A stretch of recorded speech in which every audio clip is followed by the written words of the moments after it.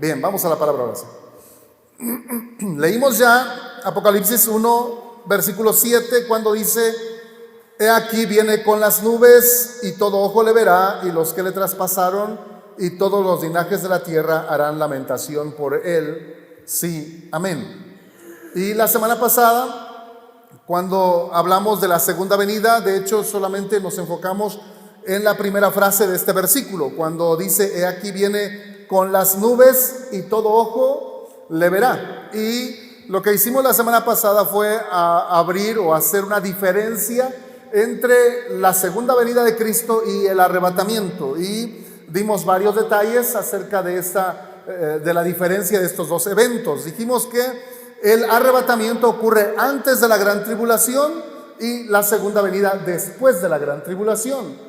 Dijimos que el arrebatamiento es un evento secreto. ¿Por qué? Porque no vemos, nadie ve al Señor Jesucristo, sino que la iglesia es arrebatada y recibimos al Señor en el aire. En la segunda venida todo ojo le verá, dice la Escritura. De alguna manera el Señor se va a hacer visible a todo ojo, y puede ser a través de una revelación especial, que Él se manifieste de tal forma que lo pueda ver toda la tierra, o sencillamente que se ocupe la tecnología, ¿verdad? La tecnología que hay actualmente, y todo ojo, toda persona en el planeta pueda ver a nuestro Señor Jesucristo viniendo en las nubes, o con las nubes, como dice allí en este versículo precioso. Así que hoy vamos a ahondar un poco más en otros detalles acerca de la segunda venida, y basados en este texto, en Apocalipsis 1:7. Vamos a ver pues algunos detalles más de la segunda venida. Y vamos, para empezar, número 1, dice en este verso: He aquí viene. He aquí viene. Esta palabra o esta frase la usa el apóstol Juan como para enfocarnos a ese evento que va a ocurrir próximamente o después de la gran tribulación. Es que el apóstol viene hablando de una temática muy especial. Por ejemplo, en el verso 5 y 6, que ya lo leímos y ya estudiamos antes, dice: Y de Jesucristo, el testigo fiel, el primogénito de los muertos y el soberano de los reyes de la tierra, al que nos amó y nos lavó de nuestros pecados con su sangre y nos hizo reyes y sacerdotes para Dios su Padre, a Él sea gloria e imperio por los siglos de los siglos. Amén. Hasta ese momento, versículos 5 y 6, el apóstol Juan nos está llevando a alabar al Señor, a exaltar a nuestro Señor Jesucristo. Ya hemos visto detalles de la importancia de alabar a nuestro Señor Jesucristo. Incluso hablamos de que nuestra adoración debe ser trina o trinitaria. Debemos adorar al Padre, al Hijo y al Espíritu Santo. Y nuestro Señor Jesucristo es la segunda persona de la Trinidad. Por consecuencia, Él necesita, o Él es necesario más bien que nosotros le demos adoración. Y aprendimos también en esta ocasión que nuestro sacrificio que podemos ofrecer al Señor es precisamente eso, nuestra alabanza. En realidad es una mínima cosa lo que el Señor nos pide. Ni siquiera que ofrezcamos nuestra vida como el corderito que se ofrecía en el Antiguo Testamento, porque ya Jesús ofreció su vida. Ahora el sacrificio para salvación ha sido cubierto, es perfecto el sacrificio de Jesús. Somos salvos ya por la gracia de nuestro Señor. Lo único que espera de nosotros es que tengamos la voluntad de darle alabanza. Y por eso exhortamos en esta ocasión a la iglesia a que llegue temprano a alabar al Señor, a que llegue puntual a cantarle al Señor. Es lo único que tenemos para darle, y debemos ofrecerlo con todo nuestro corazón, siendo agradecidos, siendo responsables en devolverle o en darle algo de adoración, algo como sacrificio, que es ese tiempo de alabanza. Eso es alabanza, reconocer lo que Él ha hecho y lo que Él es para nosotros. Pero el apóstol pasa de la alabanza a Dios a mostrarnos, a llevarnos a enfocarnos en un evento precioso, la segunda venida. Y empieza con esta palabra: he aquí que viene. Y lo dice con certeza, con seguridad, no a ver si viene, no a ver si se llega a cumplir esa palabra, no, es una seguridad. He aquí, viene. Esta no era una visión, espérenme todavía, esta no era una visión que está recibiendo o que estuviera recibiendo el apóstol Juan en ese momento. Todavía no empiezan las visiones, apenas él está llevándonos a reconocer una realidad, lo que Jesús es, quién es Él y cómo es que Él es digno de alabanza, pero también nos está llevando a reconocer una realidad que ya está escrita desde el Antiguo Testamento y que seguramente se va a cumplir. Viene, he aquí, viene. Así que no es una visión, solamente nos está recordando lo que ya está escrito. Las visiones sobrenaturales vendrán después. Pero lo que estamos viendo en este versículo 7 es una descripción basada en el entendimiento que tenía Juan acerca de las promesas que él leyó en el Antiguo Testamento.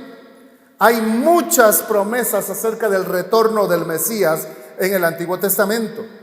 Incluso palabras de nuestro Señor Jesucristo que fueron tomadas por los evangelistas Mateo, Marcos, Lucas, Juan, y que fueron escritas, anotadas ahí, para que nosotros sepamos que la segunda venida no tiene lugar a dudas. Es segura, es certera, es real, es verdadera, va a suceder.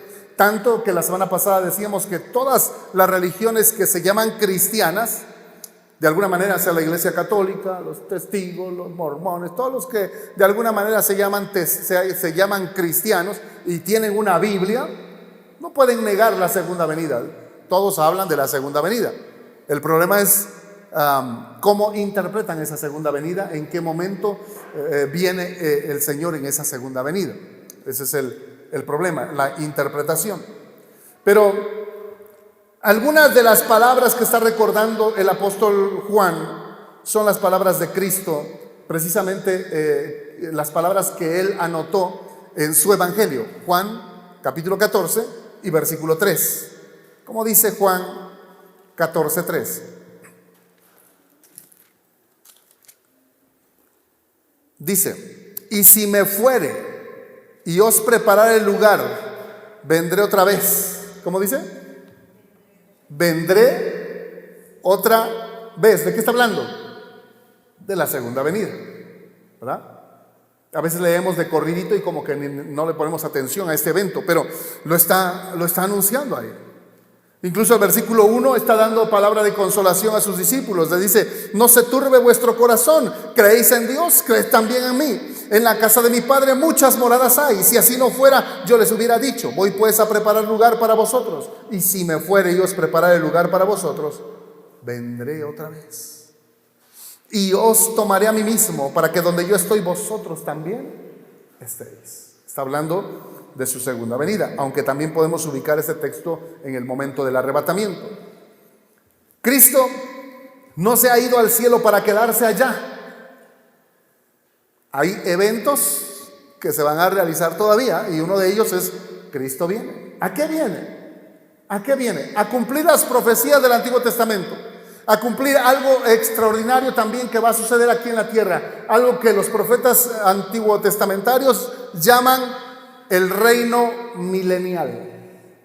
El reino milenial. El Mesías, Cristo, reinando en la tierra durante 1000 años. 1000 años desde Jerusalén. Ahora, para que Él gobierne sobre esta tierra, y eso lo vamos a ver más a detalle cuando hablemos del milenio, Él va a hacer algo hermoso. Va a restaurar todas las cosas, así dice la Escritura. Va a restaurar. Cuando Él venga, dice, restaurará todas las cosas. Es que el hombre se ha encargado de destruir todas las cosas por la ambición, por el orgullo, por el hecho simple de tener. Han destruido o hemos destruido toda la naturaleza, todo lo que Dios hizo. Entonces, cuando Cristo venga, ahí en su segunda venida, en el momento de instaurar su reino milenial, Él va a restaurar todas las cosas. La siguiente frase dice: viene con las nubes. ¿Cómo dice? Viene con las nubes. Y ya decíamos la vez pasada que cuando se habla de nubes en este versículo, no precisamente son las nubes naturales que conocemos, no son precisamente estas nubes de agua que llegan, bueno, que ahora no sabemos ni de qué son porque nada más pasan y no dejan nada, ¿no? Pero bueno, se supone que son de agua. Pero la nube, cuando dice aquí que viene con las nubes, dimos como un adelanto la semana pasada, esta palabra nube se refiere a los salvos que venimos con Él en la segunda venida. Ahora vamos a acentuarlo y vamos a dar una referencia de cómo es que no solamente en otros textos del Nuevo Testamento, sino aún en el Antiguo Testamento, se habla de multitudes comparándolos con nubes. Vamos a ver algunos textos. Hechos capítulo 1, versículos 9 al 11. A ver todos. Hechos de los Apóstoles, capítulo 1, versículos 9 al 11. Dice ahí: y habiendo dicho estas cosas, viéndolo ellos, fue alzado y lo recibió una nube que le ocultó de sus ojos. Ahí está hablando de el momento en que el Señor asciende para irse a la presencia del Padre. Y dice que los discípulos están ahí alrededor, el Señor es alzado, todos están viendo a Jesús como está siendo levantado, y una nube le ocultó de sus ojos. Dice verso 10: estando ellos con los ojos puestos en el cielo, entre tanto que Él se iba, aquí se pusieron junto a ellos dos varones con vestiduras blancas, los cuales también les dijeron: varones galileos, ¿por qué estáis mirando al cielo? Este mismo Jesús que ha sido tomado de vosotros al cielo, así vendrá como le habéis visto ir al cielo. Amén. Alguien dirá: ahí no me dice nada. Bueno, enfóquese en la nube. Número 2, también será cierto de manera figurada, porque a las multitudes de creyentes se les llama nubes. Como dije, en forma figurada. Vamos a ver Hebreos 12:1. Hebreos 12:1. Y ahí en Hebreos dice: por tanto nosotros también, teniendo en derredor nuestro tan grande nube de testigos. Ahí ya está dándonos el significado de la comparación de la palabra nube. Recuerde este principio de interpretación: la Biblia se interpreta por sí misma. ¿Cómo dije? La Biblia se interpreta por sí misma. Otro principio de interpretación es que la Biblia se interpreta comparando el texto con el contexto, pero comparando la Biblia versículo con versículo y libro por libro. Así que si tenemos una palabra, en este caso que la tomamos de Apocalipsis 1:7, la palabra nube, tenemos que ver en toda la Biblia cómo se ocupa esa misma palabra, la palabra nube. Y ahí vamos a encontrar, la Biblia misma nos va a decir la figura, la comparación, nos va a decir qué significa esa palabra. Amén. Porque muchas veces no es precisamente lo que nosotros estamos pensando. Recuerden que los profetas hablaron siendo inspirados por el Espíritu Santo. Así que el Espíritu Santo que inspiró a Moisés para escribir los primeros 5 libros de la Biblia es el mismo Espíritu Santo que escribió a David para escribir los Salmos. Es el mismo Espíritu Santo que inspiró a Juan para escribir Apocalipsis. Está en toda la Biblia el Espíritu Santo inspirando. Por eso Él lleva un orden en toda la Biblia. Y los cuadros, las imágenes, las comparaciones tienen que ver una con otra, porque es un mismo autor, un solo autor, es el Espíritu Santo. De ahí que podemos tomar esa regla de interpretación. La Biblia se interpreta por sí misma. ¿Cuánto dicen amén? Ahora, vamos otra vez al texto. Dice verso 1, Hebreos 12. Por tanto, nosotros también, teniendo en derredor nuestro tan grande nube de testigos. ¿A quién se está refiriendo? ¿Qué testigos tenemos nosotros? ¿Quién nos está viendo? ¿Dónde está esa nube de testigos? ¿Quiénes son? De acuerdo al contexto o al texto anterior, Hebreos 11 nos está hablando de todos los héroes de la fe. Nos está hablando de todos los hombres de fe del Antiguo Testamento. Así que esta palabra nube puede referirse a todos esos santos que vivieron en el Antiguo Testamento. Y ellos son nuestros testigos. Ellos nos están viendo. A ellos les interesa la obra que usted y yo estamos haciendo en San Marcos, Tlacoyalco.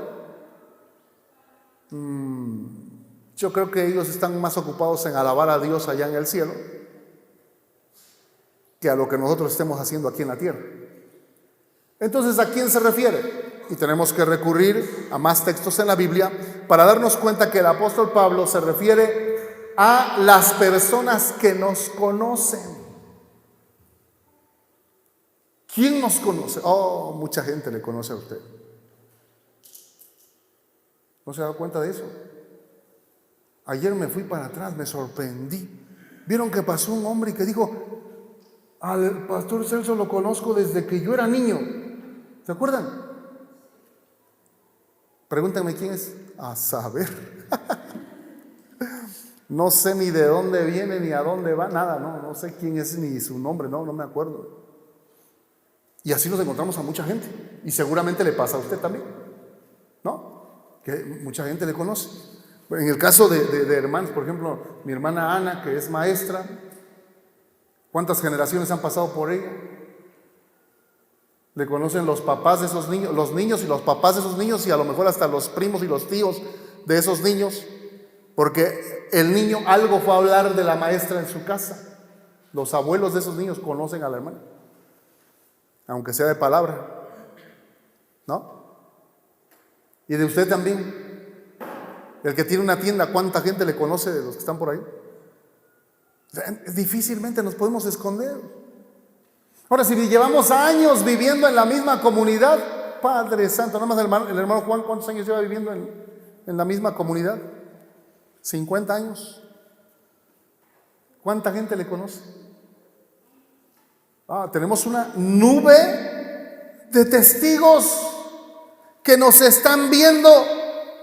Muchos de los que usted conoce saben que usted viene para acá.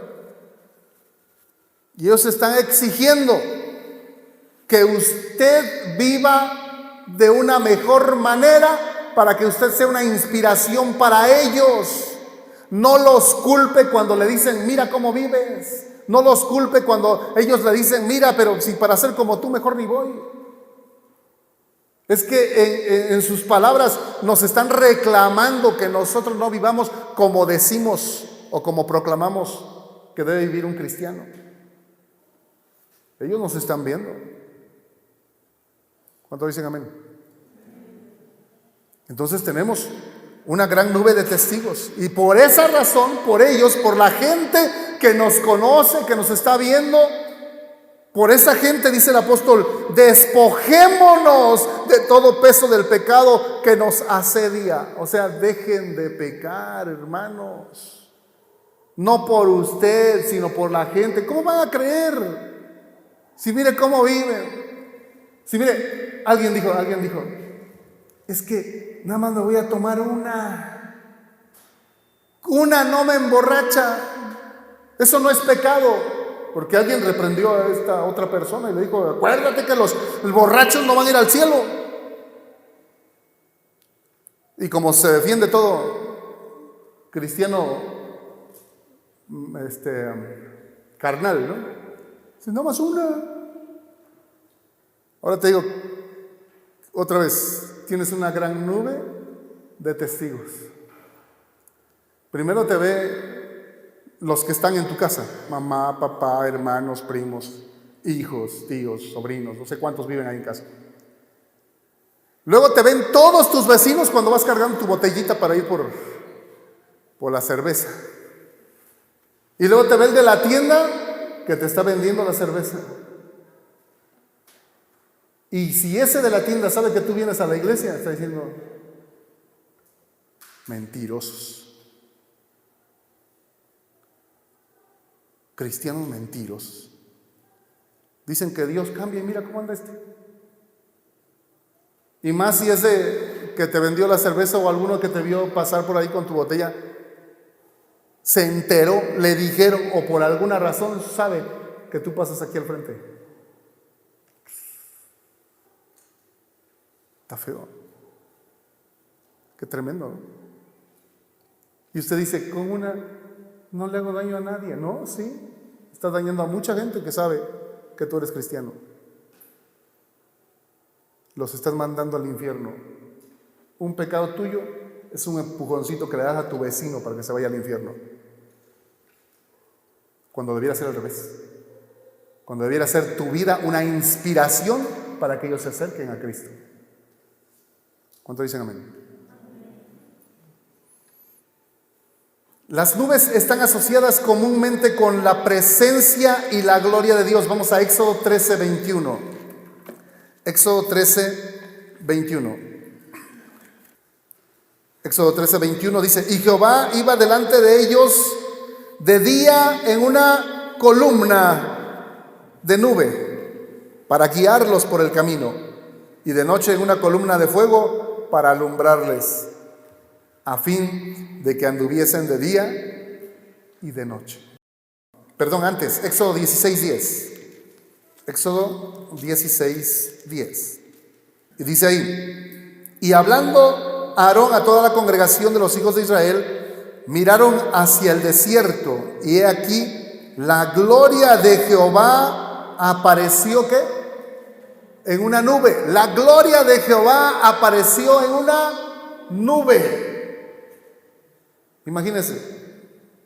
Oh, precioso. ¿A qué le llama gloria? Viendo más a detalle el libro de Éxodo,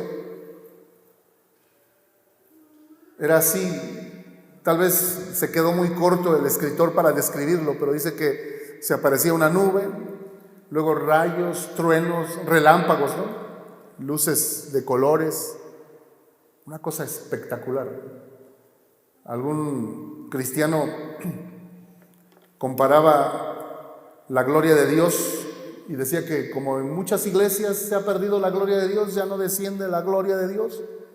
Por eso ahora contratan cámaras de humo y luces de colores para imitar la gloria de Dios. Pero era algo que se aparecía, era algo poderoso. ¿Se imaginan? Para que todo un monte temblara por la gloria de Dios que se aparecía ahí en el monte Sinaí. O de qué tamaño era la nube para que cubriera a casi 2 millones de personas que salieron de Egipto y que iban allí atravesando el desierto. No era una nubecita chiquita, era una nube gigantesca. Amén. Ahora vamos al 19:9. Ahí mismo en Éxodo 19:9.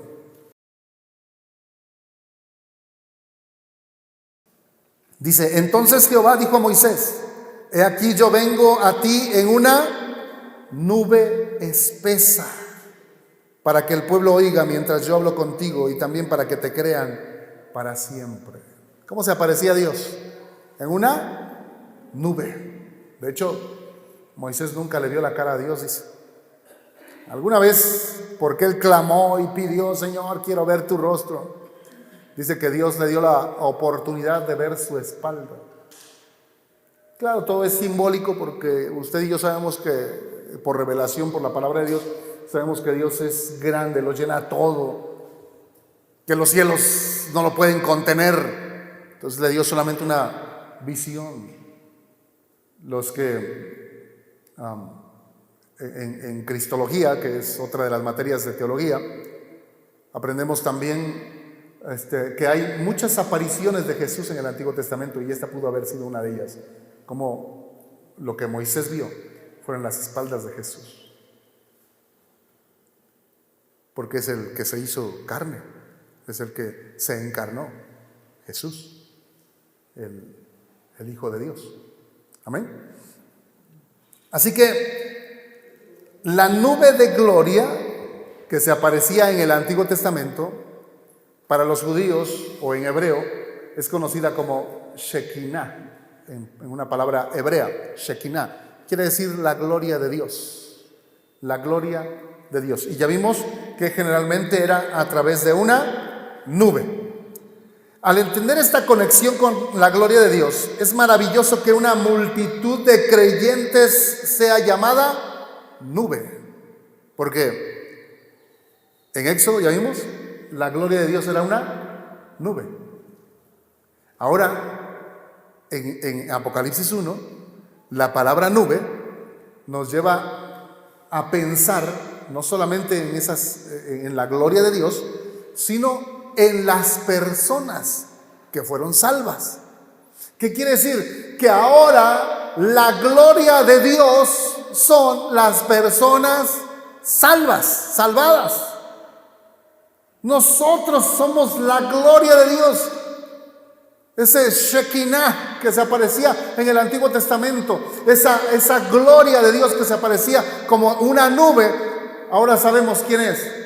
Usted y yo somos esa nube. Amén. Somos esa nube. Es decir, podemos comparar tal vez este texto con uno que está en los Salmos o en Proverbios, perdón, no recuerdo el texto ahorita o la cita, pero dice la escritura que la gloria de los viejos son sus nietos. ¿Qué nos está diciendo ese texto? Que cuando dice la gloria de los viejos son los nietos, nos está hablando de que ellos son nuestra alegría, de que ellos son nuestro gozo, de que los nietos son nuestra inspiración, de que los nietos son nuestro motivo de vida. ¿Quién ya tiene nietos aquí? Yo no sabía que era eso hasta que el Señor nos lo reveló. Precioso. ¿Sí o no es bonito tener nietos? ¿Ah? Amén. Los hijos son una cosa, pero los nietos es otro nivel. ¿O no, hermano Juan? O cuando abrazas al nieto, ya no sientes lo mismo que 20 y tantos años antes cuando abrazabas al hijo. Es otro asunto, es otro nivel. Y dice que es la gloria de Dios, o la gloria, perdón, de los viejos son sus nietos.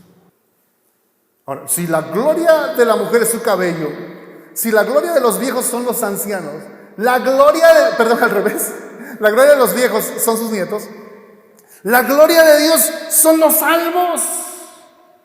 ¿De qué nos habla? De gozo, de alegría, de victoria, de que Dios se siente orgulloso por su obra, por haber salvado a una multitud. Ellos, los salvos, somos la gloria de Dios. ¿Cuántos dicen amén? Oh, debe sentirse usted así como privilegiado. Oh, aleluya.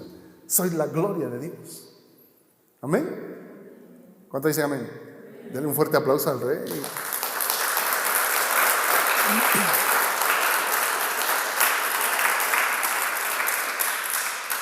Ahora, el apóstol Juan no necesitó una visión especial para saber que Jesús viene con las nubes. No necesitó una revelación especial en ese momento. Solamente tuvo que recordar lo que ya estaba escrito en el Antiguo. ¿Se acuerdan que cuando empezamos a estudiar Apocalipsis dijimos que más del 30% de Apocalipsis son referencias del Antiguo Testamento? Y aquí tenemos alguna. Por ejemplo, Daniel 7:13 al 14. Daniel capítulo 7.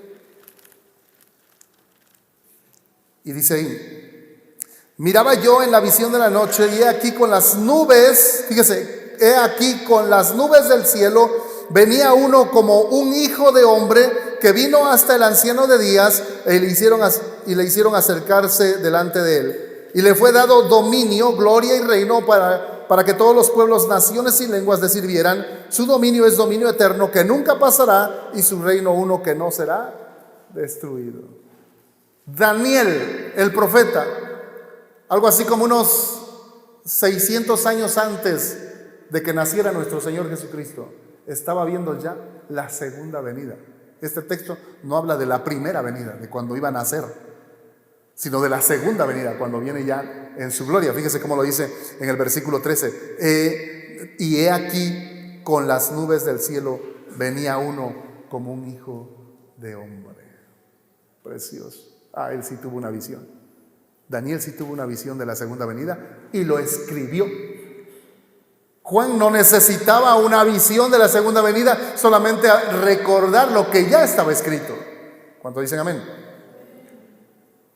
Incluso lo recordó de las mismas palabras de nuestro Señor Jesucristo. Mateo 26, 64. Mateo 26.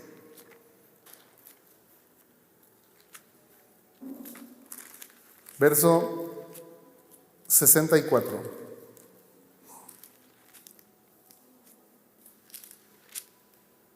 Dice ahí, Jesús le dijo: tú lo has dicho, y además os digo que desde ahora veréis al Hijo del Hombre sentado a la diestra del poder de Dios, viniendo con las nubes del cielo. Ahí está. Así que lo que está recibiendo Juan no es precisamente una visión, sino solamente un recordatorio de lo que ya estaba escrito en el Antiguo Testamento. Siguiente frase: y todo ojo le verá. Cuando Jesús regrese, no será una venida secreta. Ya vimos esa gran diferencia. La venida secreta es el arrebatamiento. La segunda venida es totalmente visual para todos los seres humanos. Todos lo sabrán. En su primera venida Jesús era en parte oscuro o no visto. Durante su primer ministerio, cuando vino, llamamos a su primer venida el hecho de haberse encarnado. Se dice que es un tanto oscuro porque no era así como muy conocido fuera de la región de Galilea o fuera de la región de Judea en ese tiempo. Solamente esa área, ese espacio muy limitado. Todo su nacimiento hasta los 30 años no brilló, no se vio, no se habla mucho de él. Luego en su ministerio solamente lo recorrió de la región de Galilea hasta Judea. Solamente es un espacio muy, muy pequeño. Dicen algunos que Jesús no recorrió más de 120 kilómetros. O sea, su ministerio se llevó a cabo, vamos a decirlo así, en un espacio entre Puebla y Tehuacán, más o menos, 120 kilómetros. Él no fue más allá de eso. Él no fue más allá de eso. Nunca vamos a encontrar que Jesús haya ido a Arabia o que haya ido a China o que haya ido a Europa. No. Su ministerio lo recorrió en un pequeño espacio de territorio. Durante su primer ministerio, él nunca apareció en las primeras noticias de Roma. Así que su ministerio fue algo así como oscuro o secreto. Pero cuando Jesús regrese otra vez, entonces sí dice la Escritura: todo ojo le verá. Eso es lo que escuchó Juan. Otra vez, no es una revelación, solamente está recordando lo que ya escuchó antes. ¿A quién se le escuchó decir? Al mismo Señor Jesucristo. Otra vez regresemos a Mateo capítulo 24 y ahora los versículos 26 al 27. Ahí, en palabras de nuestro Señor Jesucristo, Él dice: así que si os dijeren, mirad, está en el desierto, no salgáis, o mirad, está en los aposentos, no lo creáis, porque como el relámpago que sale del oriente y se muestra hasta el occidente, así será también la venida del Hijo del Hombre. ¿Quién lo dijo? Jesús. Así que Juan está recordando solamente las palabras de nuestro Señor Jesucristo. Todo ojo le verá. Siguiente frase: y los que le traspasaron. Cuando Jesús vuelva será una revelación particularmente significativa para el pueblo judío. Recuerde, la iglesia no está aquí, se fue en el arrebatamiento, pero ahora viene la iglesia con Jesús. Viene la iglesia con Jesús.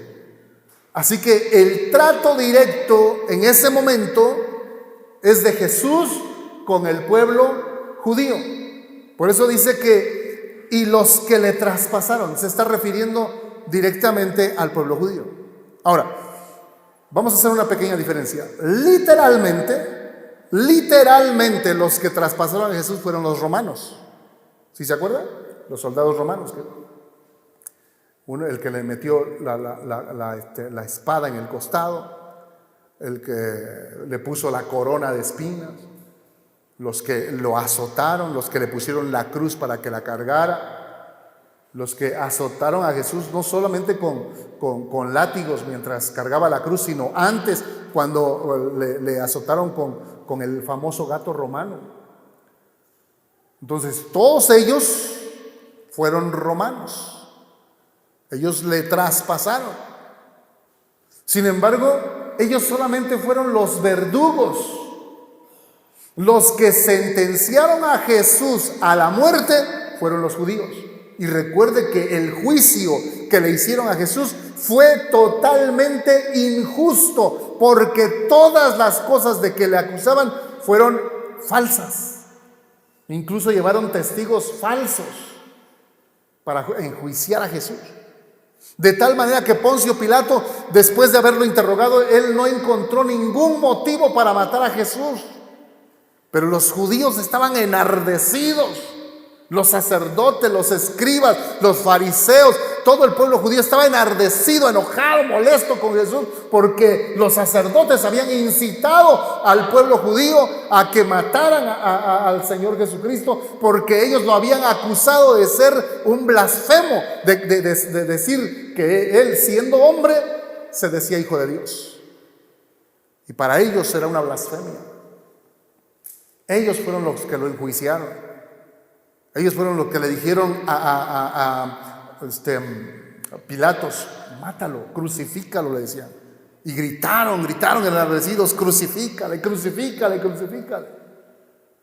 Poncio Pilato, para evitar una revuelta, una sedición, quiso quedar bien con los judíos entregándoles a Jesús. Y dice que se lavó las manos, como diciendo: yo no tengo ninguna responsabilidad. Como diciendo, bueno, lo que sí declaró fue: no encuentro en él ningún mal digno de muerte. Y se lavó las manos y lo mandó a crucificar. Judicialmente, los culpables de la muerte de Jesús fueron los judíos. Por eso cuando dice los que le traspasaron, se refiere directamente a los judíos, aunque literalmente los verdugos fueron los romanos. Ahora, en el sentido simbólico o expiatorio, entramos todos nosotros. Por nuestra culpa Jesús fue traspasado. ¿Sí me explico? Porque lo explica más adelante el apóstol Pablo en el libro a los Romanos. Por nosotros, para librarnos, para salvarnos de la condenación eterna. Él tenía que morir. Todo lo que le hicieron, el hecho de haber sido enjuiciado injustamente, el hecho de que lo hayan acusado con testigos falsos, el hecho de que Poncio Pilato haya querido quedar bien con el pueblo, todo eso fue para que se cumpliera la profecía de que Jesús venía a morir por nosotros, a morir en nuestro lugar. Así que simbólicamente o expiatoriamente, todos nosotros somos culpables de la muerte de Cristo. ¿Amén? ¿Cuántos dicen amén? Amén. Así que cuando dice esta frase el apóstol Pablo: y los que le traspasaron, de manera literal se refiere a los romanos, de manera judicial se refiere a los judíos, y de manera simbólica o expiatoria se refiere a todos los cristianos. Pero dice más adelante que llorarán por él. Ahorita vamos a entrar a ese asunto. Debemos también tomar en cuenta que la iglesia viene con Jesús en este momento, que es la segunda venida, y que la gran tribulación es parte del trato de Dios con el pueblo judío. Es la semana 70 de la profecía de Daniel. La gran tribulación. Está terminando esa gran tribulación con la segunda venida de Cristo. Esa última semana es un trato directo de Dios con el pueblo de Israel. Juan tiene en mente la revelación de Jesús a su propio pueblo en Zacarías capítulo 12 y versículo 10. Vamos a recordar esta palabra. Zacarías capítulo 12, versículo 10.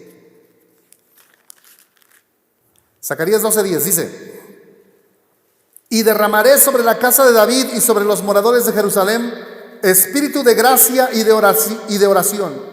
Y mirarán a mí, a quien traspasaron, y llorarán como se llora por hijo unigénito, afligiéndose por él como quien se aflige por el primogénito. Fíjese, dice, y mirarán a mí, a quien traspasaron. Ahora, ¿quiénes son los que están mirando? Vamos a ver el texto otra vez completo. Dice, y derramaré sobre la casa de David. ¿Quiénes son esos? Judíos. Amén. Y sobre los moradores de Jerusalén. ¿Quiénes son? Judíos. Espíritu de gracia y de oración. ¿Quiénes son? Judíos, pero no cualquier judío. Son judíos conversos. Son judíos que están creyendo en el Mesías. Son judíos de fe. Porque actualmente, si usted va a Israel, que es la nación que podemos decir que es la nación escogida de Dios, usted va a encontrar que la sociedad judía o israelí es tan variada como en cualquier otro país. Va a encontrar ahí judíos religiosos. Va a encontrar a los judíos que se les conoce como radicales, que visten todos de negro, que son los que se meten más a la palabra de Dios, que no se contaminan con cualquiera. Ellos son muy radicales, tienen todavía las leyes del Antiguo Testamento, no saludan a la gente de mano, se contaminan. Pero también hay judíos terribles, tremendos, homosexuales, asesinos, de todo tipo, una sociedad como cualquier otra. Pero hay un remanente, hay un grupo de judíos que están esperando al Mesías. Amén. Para el tiempo de la gran tribulación, muchos judíos se van a convertir a Jesús, porque se van a dar cuenta después del gobierno del anticristo, cuando el anticristo entre al templo para quererse sentar o para sentarse en el lugar de Dios y exigir al pueblo, no solamente al pueblo de Israel, sino a todo el mundo, que lo adoren. Entonces Israel va a abrir los ojos. Los judíos se van a dar cuenta que Él no es su Mesías, porque ellos un poco antes van a aceptar al anticristo como su Mesías. Pero en ese momento se van a dar cuenta, no es el Mesías, nos ha engañado. Y entonces muchos de ellos van a recordar las profecías de Isaías y van a recordar que Jesús en realidad ya vino, pero que viene una vez más en su segunda venida. Así que muchos judíos durante la gran tribulación se van a convertir a Cristo. Por eso dice aquí que ellos tendrán espíritu de gracia. Eso habla de salvación y de oración. Quiere decir que están buscando al Señor, esperando al Señor con todo su corazón. ¿Cuántos dicen amén? Y luego dice, y mirarán a mí, a quien traspasaron. Es decir, van a estar expectantes en la segunda venida de nuestro Señor Jesucristo. Mateo 23:39 dice, porque os digo que desde ahora no me veréis más, está hablando nuestro Señor Jesucristo, hasta que digáis, bendito el que viene en el nombre del Señor. Ahora, ahí le está hablando a sus discípulos y le dice, ahora os digo que desde ahora no me veréis más, hasta que digáis, bendito el que viene en nombre del Señor. Entonces, ahí esa frase la está enfocando el Señor Jesús a su segunda venida y refiriéndose a los judíos que en ese momento van a estar deseosos, anhelantes de la segunda venida, van a estar esperando al Señor Jesucristo. Así que cuando venga, cuando aparezca en su segunda venida, los judíos convertidos van a estar ahí ansiosos, deseosos, diciendo, bendito el que viene, porque saben, ellos van a saber que el Señor viene para librarlos de todas las naciones, porque para ese momento las naciones estarán reunidas para acabar con el pueblo de Israel, para destruirlo completamente. Así que su esperanza es solamente Jesús para ese momento de la segunda venida. Cuando ellos vean a Jesús y sus manos y pies traspasados, será un doloroso recuerdo de su previo rechazo hacia Jesús, porque ellos lo rechazaron. Esto se cumplirá en esa escena que acabamos de leer de Zacarías 12:10, cuando dice que lo mirarán a quien traspasaron y llorarán como se llora por hijo unigénito. Y la última frase del texto dice: todos los linajes de la tierra harán lamentación por él. Cuando Jesús regrese, no solamente será el pueblo judío el que hará lamentación debido a su anterior rechazo. Van ellos a decir: ¿cómo es posible que durante tanto tiempo no hayamos reconocido a Jesús como nuestro Salvador? ¿Cómo es posible que se haya endurecido tanto nuestro corazón que en lugar de haberlo recibido la primera vez que vino, lo matamos? Y ellos van a estar lamentándose por su previo rechazo, ya que habrá gente salva de todos los linajes de la tierra. Todos tendrán parte en esta lamentación. Sí, en ese momento de la segunda venida de Cristo, está terminando la gran tribulación. Han pasado ya muchos juicios derramados sobre la tierra. Mucha gente muerta. El espíritu de muerte que será quitado por un tiempo. Así que mucha gente va a tener como única opción reconocer a Jesús como su Salvador. Es decir, va a haber mucha gente salva todavía durante la gran tribulación. Y todos ellos, no solamente judíos, sino gente de todas las naciones, gente que actualmente está escuchando el Evangelio y no quiere creer en Jesús.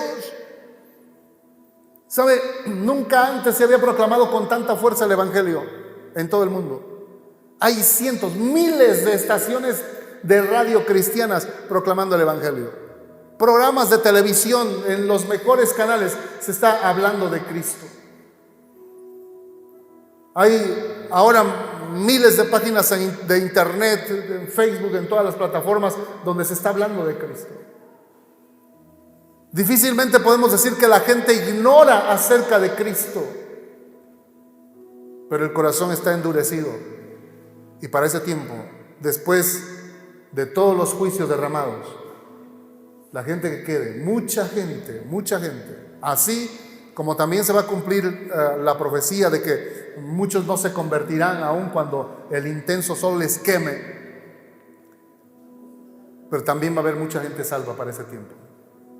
Por eso dice aquí que mirarán a él.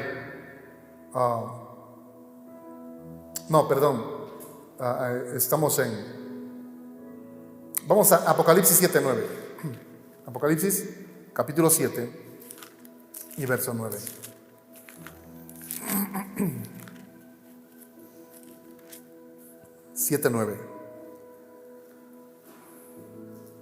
Después de esto miré, y he aquí una gran multitud, la cual nadie podía contar, de todas las naciones y tribus y pueblos y lenguas, que estaban delante del trono y en la presencia del Cordero, vestidos de ropas blancas y con palmas en las manos.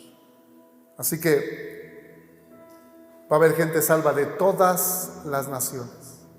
Ahora que estamos en este tiempo que conocemos como la gracia, es un tiempo de oportunidad para todas las naciones. El Evangelio se está proclamando en todas las naciones. Hay gente salva de todas las naciones.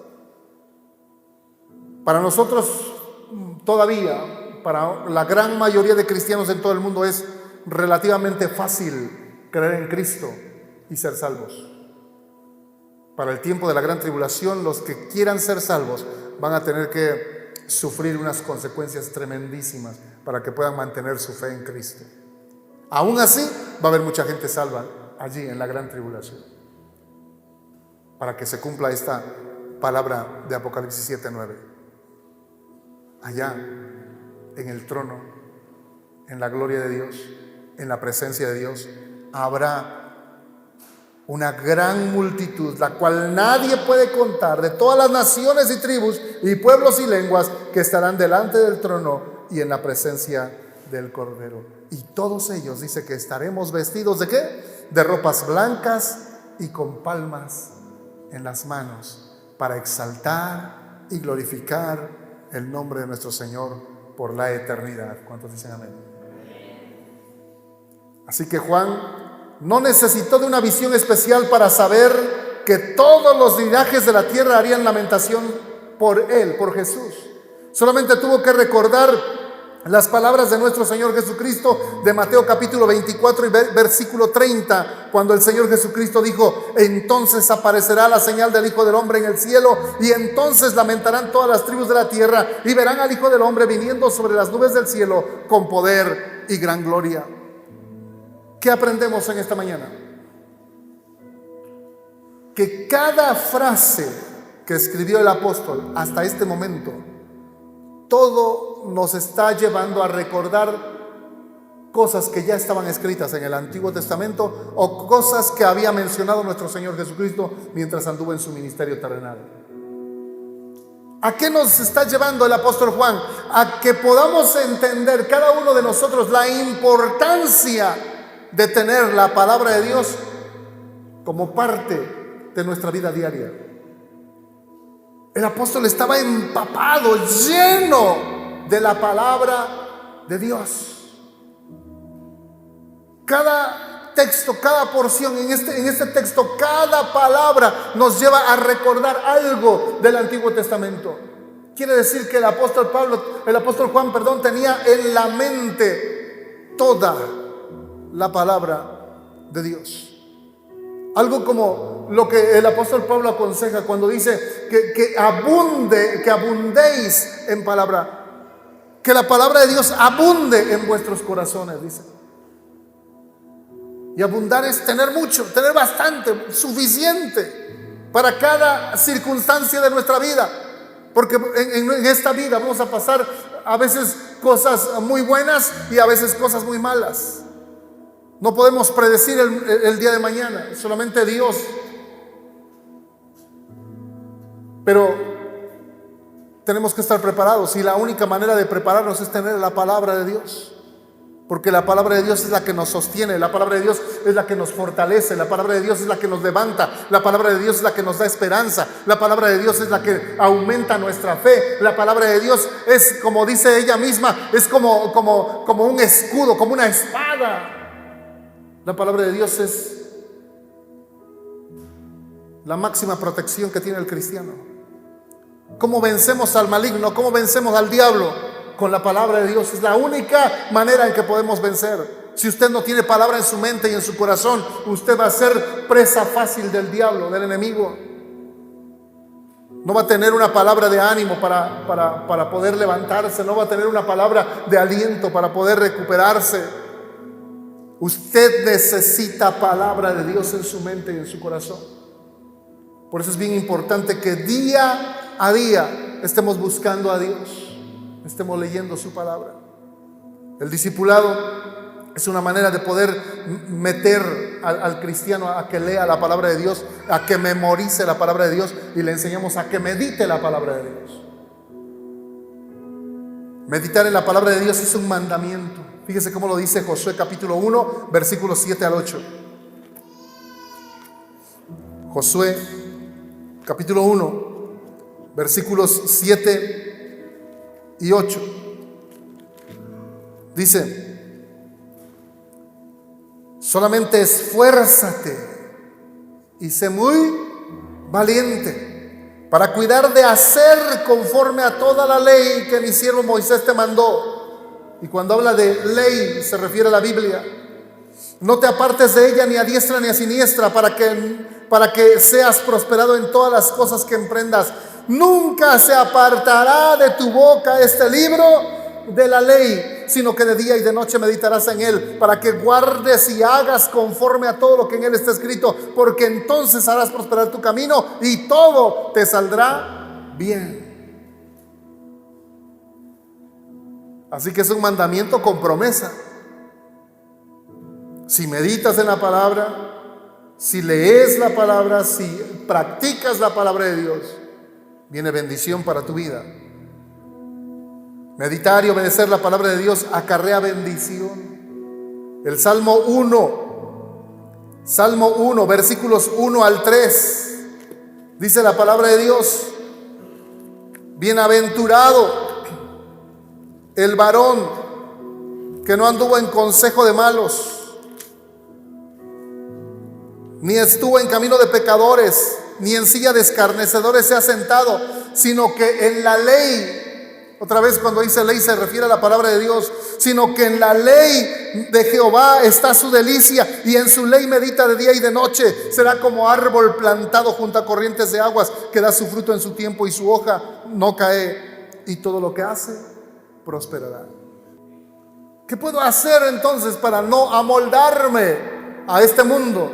Dice la palabra de Dios, sino sean transformados mediante la renovación de su mente. ¿Cómo puedo yo renovar mi mente? Con la palabra de Dios. Es la única manera de renovar nuestra mente. No hay otra. No hay otra. Es la única manera. Por eso necesitas palabra de Dios. En la mañana, al mediodía, en la tarde. Alguien te dirá que eres exagerado, alguien te dirá que eres extremista, alguien te dirá que eres demasiado religioso, alguien te puede ofender de alguna otra manera, pero es la única forma que tú y yo tenemos para mantener nuestra mente renovada, para no ajustarnos a este mundo, para vivir agradando a nuestro Dios, pero para vivir una vida esperando a Cristo, esperando ese día glorioso en que el Señor nos levante. Que no pase un día sin que usted pase tiempo con la palabra de Dios. Es la única manera en que usted podrá mantenerse firme. ¿Cuántos quieren hacerlo? Levante su mano si usted quiere hacerlo. Haga un compromiso con Dios de leer, memorizar y meditar la palabra de Dios todos los días de su vida. Dígaselo en oración.